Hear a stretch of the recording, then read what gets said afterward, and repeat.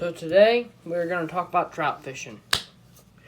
So we got some power bait, my power bait, and this little spoon by Blue Fox. Yeah. Some days this will work better than this will work. Some days this will work better than this will work. It just depends. I mean, you could have both on two different rods. Fishing same time, two different people. Fish same time.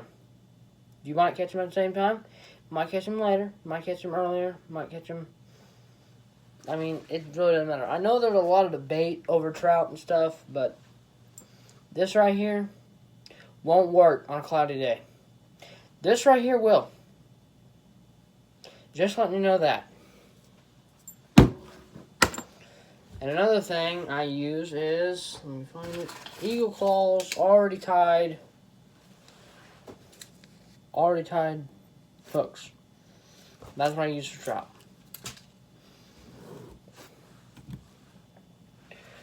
That's what I use with this. So it just depends on what your opinion is. I mean, my opinion is power bait works better than a spoon.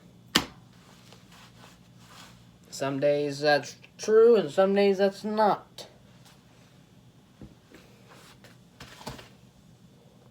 Some days it is, some days it isn't. Just depends. Depends on the day.